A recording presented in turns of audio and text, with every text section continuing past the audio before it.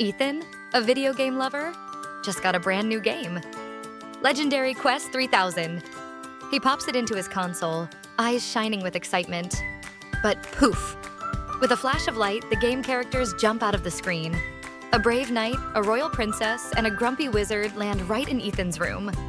The knight grabs a broom and shouts, "Prepare for battle!" He charges at the laundry basket like it's a fierce dragon.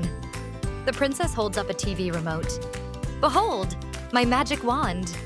She waves it, expecting spells, but click, the TV turns off. "Oh dear, my powers are weak." The wizard grumbles, "Where is my castle?" and plops onto Ethan's beanbag chair with a huff. Ethan panics. "Oh no, you're not supposed to be here. How do I get you back inside the game?" The knight points his broom. "Only the one who summoned us can send us home." Ethan thinks hard. Wait, in games, teamwork solves everything. He hands the princess a real wand from his toy box. "Here, try this." He gives the knight a real challenge, stacking books like castle walls. And he asks the wizard to read the game manual.